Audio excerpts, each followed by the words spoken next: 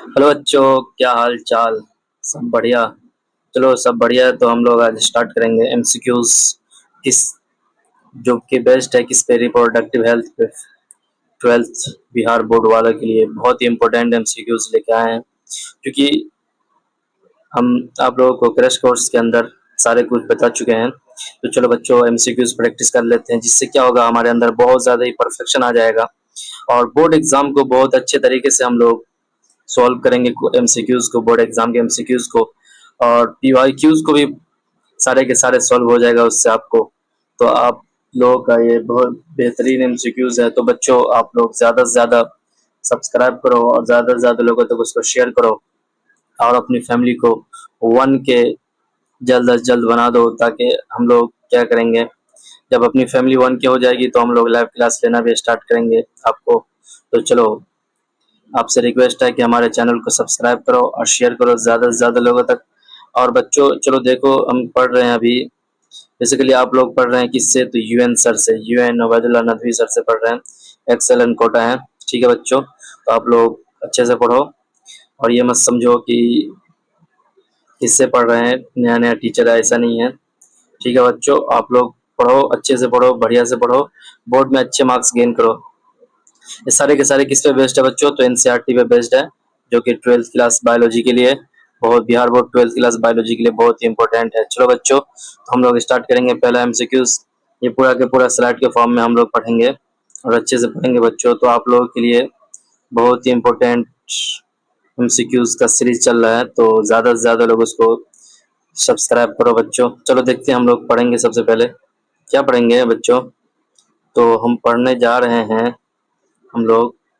सबसे पहले इसमें दिया है क्वेश्चन, पहला क्वेश्चन है द टर्म, कौन सा टर्म, हाँ, the term reproductive health is reproductive health as given by the WHO simply refers to, WHO के द्वारा दिया गया और किस चीज को रेफर करता है, तो बता रहे हैं only healthy reproductive organs, no, only the normal emotional and behavioural interaction in all aspects of reproduction.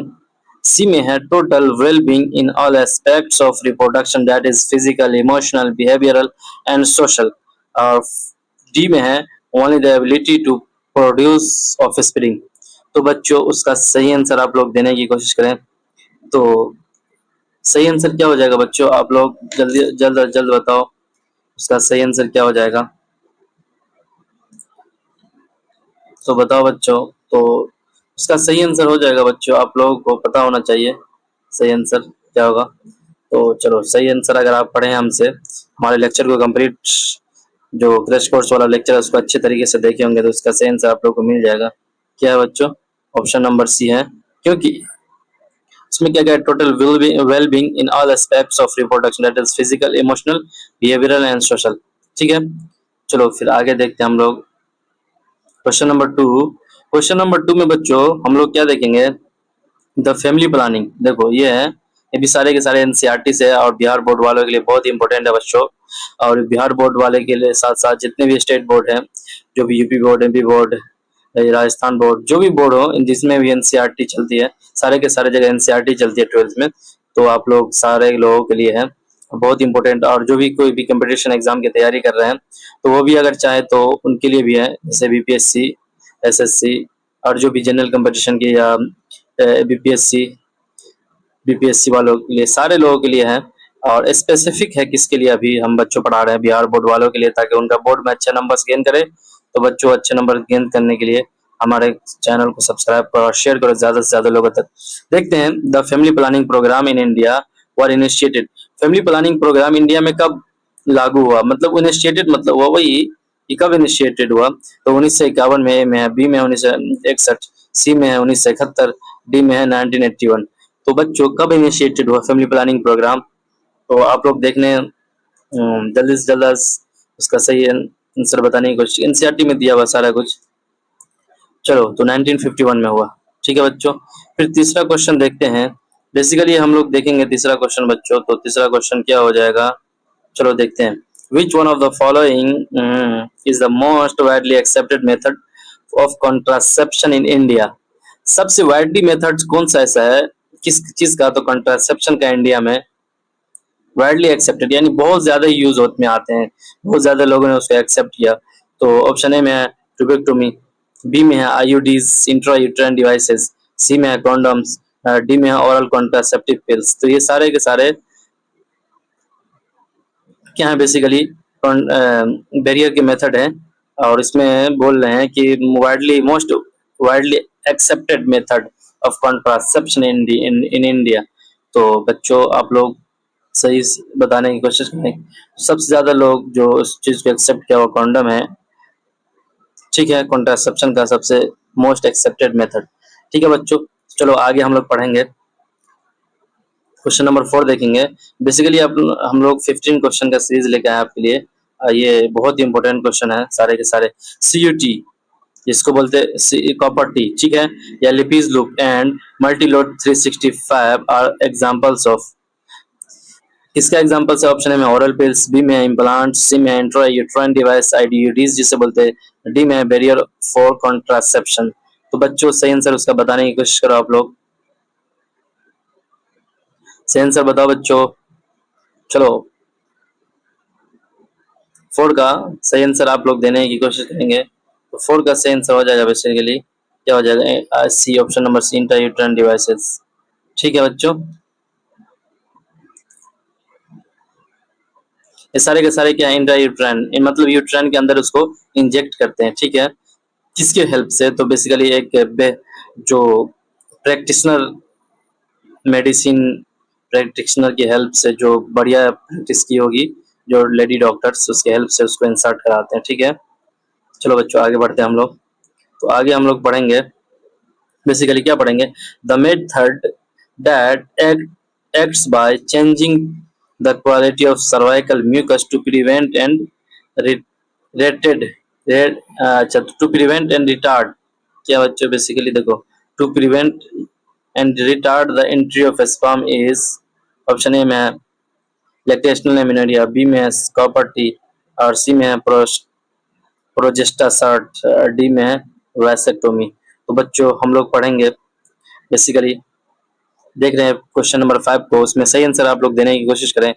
तो 5 का सही आंसर क्या हो जाएगा, इसमें क्या करा, बेसिकली देखो सोचो, the method that acts by को एक कैसा मेथड, the acts by changing the quality of cervical mucus. ये क्या करता है, वो सर्वाइकल म्यूकस की क्वालिटी को चेंज कर देता है, किस चीज के लिए, to print to to prevent, इन रोकता है, and retard the entry of sperm.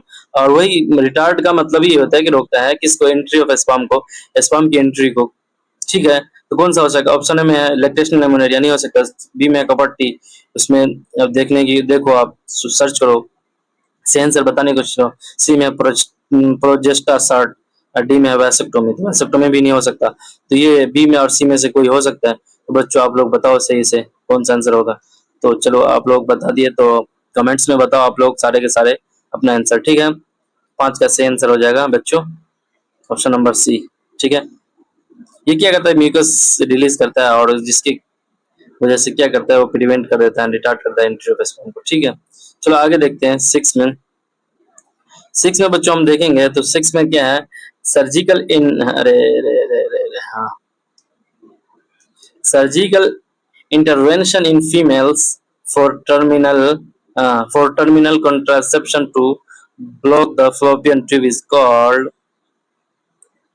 देखो सर्जिकल क्या जब भी आ जाए, सर्जिकल मतलब सर्जरी किया जाएगा, surgical intervention of in female, female में सर्जरी कहाँ पे होती है, मतलब बैरियर, इसको क्या बोलते हैं, टर्मिनेशन, किस चीज के लिए, for termination of contraception to block the fallopian tube is called, क्या कहते हैं। तो देखो सबसे पहले देखते हैं, ऑप्शन ए में है वैसेक्टोमी, बी में है ट्यूबेक्टोमी, सी में है स्ट्रेशन, डी में है मेडिकल टर्मिनेशन ऑफ प्रेगनेंसी। तो बेसिकली बच्चों देखो 6 का सही आंसर आप लोग देने की कोशिश करो। तो क्या हो जाएगा, ऑप्शन नंबर बी हो जाएगा ट्यूबेक्टोमी, फ्लोपियन ट्यूब को कट कर देते हैं, ठीक है, स्टरलाइजेशन कर देते हैं इस चीज की वजह से फीमेल को, या फ्लोपियन ट्यूब को ही ब्लॉक कर देता है ये, ठीक। चलो बच्चों पढ़ने के लिए तैयार हो गए, तो देखते हैं, चलो देखते हैं क्वेश्चन नंबर 7 है, which of the following is not a cause of infertility, infertility के कॉज नहीं है, ऑप्शन ए में ड्रग, बी में साइकोलॉजिकल फैक्टर्स, सी में कॉन्ट्रासेप्टिव डिवाइस, डी में disease like TB and gonorrhoea. तो 7 का सही आंसर बताओ बच्चों। तो 7 का सही आंसर क्या हो जाएगा? सही आंसर हो जाएगा बच्चों option number C, contraceptive devices. Contraceptive devices जो होते हैं ना, इनफर्टिलिटी कॉज नहीं करते, ठीक है ना। बेसिकली थोड़ी देर के लिए, कुछ दिनों के लिए उसको कॉन्ट्रासेप मतलब कॉन्ट्रासेप्टिव डिवाइसेस इसको प्रेगनेंसी को रोक देते हैं, लेकिन वो परमानेंट कॉन्ट्रास ये इनफर्टिलिटी नहीं बनाता, ठीक है। परमानेंट इनफर्टिलिटी के लिए आपको क्या करना होगा? फीमेल में ट्यूबेक्टोमी करना होगा या मेल में वासेक्टोमी करना होगा, ठीक। चलो आगे हम लोग देखते हैं इन विट्रो फर्टिलाइजेशन, जिसको बोलता है IVF technique, the fusion of ovum and sperm occur, ठीक है। ऑप्शन ए में इनसाइड द यूट्रस, बी में इनसाइड द फैलोपियन ट्यूब, और सी में outside the body of the female, ठीक। और डी में है इनसाइड द वजाइना। तो 8 का सही आंसर बच्चों बताओ आप लोग। तो सही आंसर हो जाएगा option number C, outside the body of the female. ये लेबोरेटरी में किया जाता है बेसिकली फर्टिलाइजेशन, ठीक है, आईवीएफ जिसको बोलते हैं इन विट्रो मतलब ये outside of the body, in vivo मतलब in the body, in the body या इन द बॉडी, ठीक। चलो आगे बढ़ते हैं हम लोग। 9 का देखते हैं बच्चों सही से, सही आंसर 9 का क्या होगा? तो हम लोग देखेंगे 9 में क्या है, the technique called gift is used for, किसके लिए? गिफ्ट गेमिट इंट्राफलोपियन ट्रांसफर जिसको बोलते हैं, किसके लिए? ऑप्शन में कॉन्ट्रासेप्शन के लिए यूज होता है, या detection of genetic disorder in the embryo, या transfer of ovum collected from donor into the fallopian tube of the another female, D में आर्टिफिशियल इंसेमिनेशन। तो सही आंसर 9 का देने की कोशिश करेंगे बच्चों। तो आपको पता होना चाहिए कि टेक्निक गिफ्ट मतलब गैमिट इंट्राफलोपियन ट्रांसफर किस चीज में होता है? गैमिट का ट्रांसफर होता है। तो इससे समझ जाना चाहिए आपको कि कहीं ना कहीं इसमें गैमिट का इन्वॉल्वमेंट होगा, और भी कहीं से और से लिया होगा, कहीं और इंजेक्ट करना है। तो 9 का सही आंसर आप लोग देने की कोशिश करेंगे बच्चों। तो 9 का सही आंसर हो जाएगा ऑप्शन नंबर सी, ठीक है बच्चों। बहुत छोटा आंसर है ऑप्शन नंबर सी का। तो उम्मीद करते हैं कि आप लोग जब एनसीईआरटी पढ़ेंगे ना, लेक्चर देखेंगे, तो सारा का सारा चीज आपको समझ में आने लगेगा धीरे धीरे। तो सारे के सारे आंसर भी टिक करना या प्रैक्टिस सेट से लगाना बहुत ही आसान हो जाएगा बच्चों। तो आप लोग को इस तरीके से समझा के पढ़ा देते हैं कि टेक्निक गिफ्ट यानी कि मीड इंटरफ्लोपियन ट्रांसफर, इसमें क्या होगा? Transfer of an ovum collected from a donor into the fallopian tube of the another female, ठीक है। इसको सरोगेसी मदर भी बोलते हैं, सरोगेट मदर, ठीक है। आगे देखते हैं बच्चों, आगे हम लोग क्या पढ़ेंगे बच्चों? तो हम लोग पढ़ेंगे बैन ऑन एमनियोसेंटेसिस, जिसको बोलते हैं parental diagnostic technique in our country is due to its misuse for, किस चीज की मिसयूज के लिए एमनियोसेंटेसिस को बैन किया गया? तो बेसिकली इसमें क्या करते हैं लोग? Detecting genetic disorder, no. Detecting maternal infection, no. Determining the sex of the foetus, ये इसी के लिए बन गया, लीडिंग द फीमेल फीटिसाइड। फिर ये हटा देते हैं, हाँ। फिर देखते हैं डी में है डिटेक्टिंग क्रोमोसोमल एबनॉर्मेलिटीज। तो देखो इम्यूनोसेंटेसिस को क्यों बैन किया गया था? बेसिकली इसलिए बैन किया गया था कि बहुत सारे लोग इससे जेंडर पता कर लेते थे, जैसे बेटी है या फीमेल जेंडर है, तो उसको क्या कर देता था? फर्टिसाइड कर देता था, यानी बच्चों को उसके पेट में ही, माँ मम्मी उसके प्रेग्नेंट लेडी के पेट में ही उसको किल कर दिया जाता था। तो यानी बच्चे बेटा के लिए इस टाइप से लोग करते थे। तो इसको गवर्नमेंट ऑफ इंडिया ने क्या किया उसको उसकी मिसयूज की वजह से उसको बैन कर दिया, ठीक है बच्चों। तो अपन देखेंगे तो सही आंसर उसका हो जाएगा, क्वेश्चन नंबर 10 का सही आंसर हो जाएगा ऑप्शन नंबर सी। इसमें क्या किया जाता था? Detecting the sex of foetus, foetus के सेक्स को डिटेक्ट किया जाता था, लीडिंग टू फीमेल फीटिसाइड। इसकी वजह से क्या होता था? फीमेल फीटिसाइड, हाँ। हम्म, ठीक है बच्चों, चलो आगे बढ़ते हैं हम लोग। चलो क्वेश्चन नंबर 11 देखते हैं, विच of the following is the sexually transmitted bacterial infection?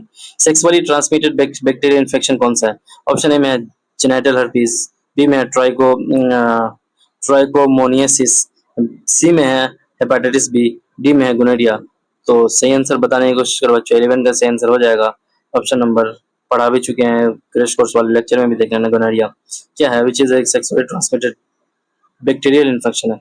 ठीक है बच्चों, चलो आगे हम देखते हैं, हम लोग पढ़ेंगे आगे, आगे पढ़ेंगे, जो भी पढ़ेंगे अच्छे से पढ़ेंगे, सच के सिवा कुछ भी नहीं पढ़ेंगे। तो चलो बच्चों, the oral contraceptive pills mainly contents, oral contraceptive pills में क्या क्या होते हैं, तो बेसिकली मेनली ऑप्शन ए में है प्रोजेस्ट्रॉन,